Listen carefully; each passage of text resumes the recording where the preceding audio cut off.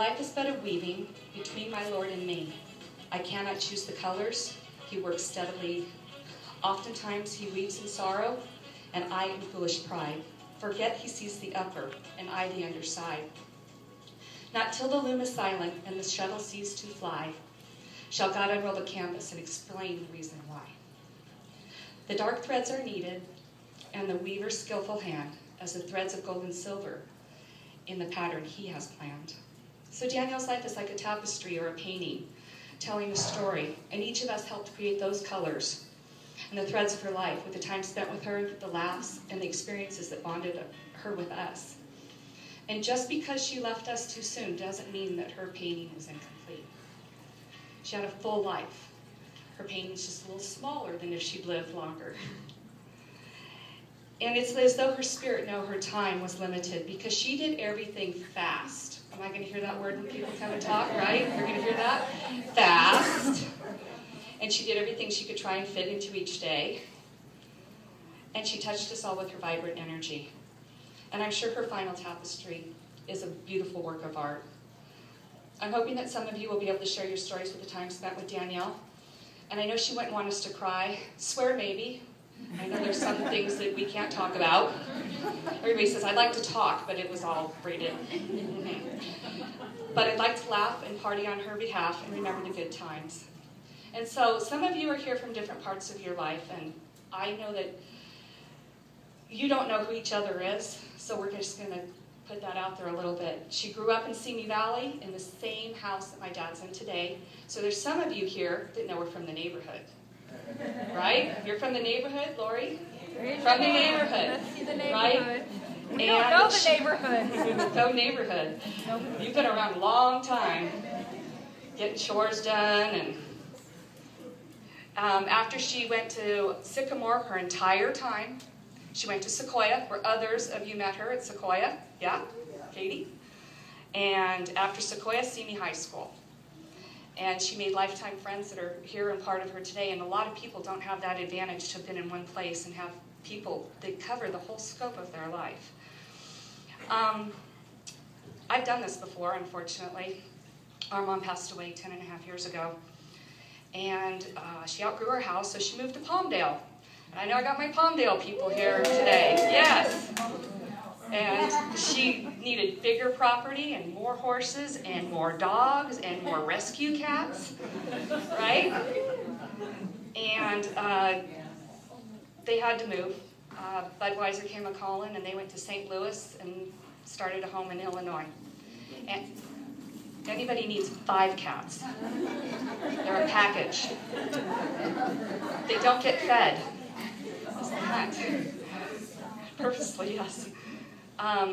They were there a couple years when I didn't have anybody from St. Louis come out. They contacted me. I said, you know, please. But they had some beautiful words to say about her, especially the owner of her salon said that Danielle came into our life when I had lost my faith in people.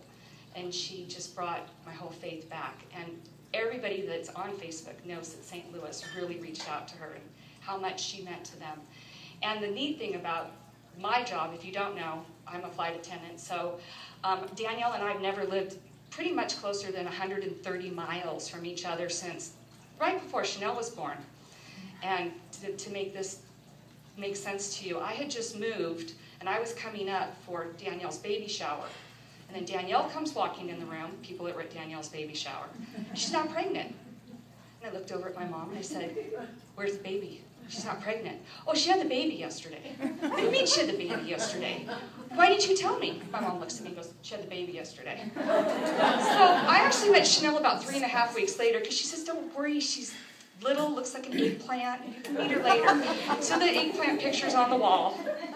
And, you know, we kind of got worried about childbirth in my sister, so somebody can tell that story? Anyone? Anyone? Parker was born in a car.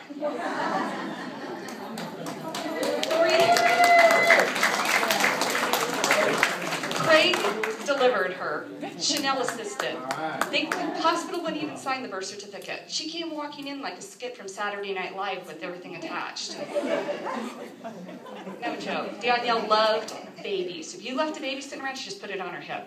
Just loved babies, loved her kids, loved being a mom. Anyways, they were there in Illinois, and there was that, Budweiser kind of changed ownership, and Craig was privileged enough to keep his job, so they moved him to Northern California. Good and bad, she's back in the state. His family lives there. We got Chanel in Southern California with us, and that's where she was when this happened. She was in Northern California, living about an hour north of Sacramento, agricultural country, had her horses out there. Her rescue cats, 5 of them, they're available. Her dogs, still available. Her 2 cows? No cows. We're eating this. No, I told her she was never going to eat them. No, we just keeping the whatever down, the ground down.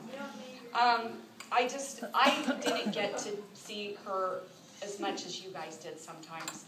I've always worked in resorts. I've always traveled, and I come in with a suitcase right when I'm supposed to and show up. Crazy when I do. 18th birthday, high school graduation, they're shopping for a house. I just happened to be there. I have that timing, but I didn't have the fun. I didn't have the vacations. I didn't have all those holidays that you were out at the river, and I was working.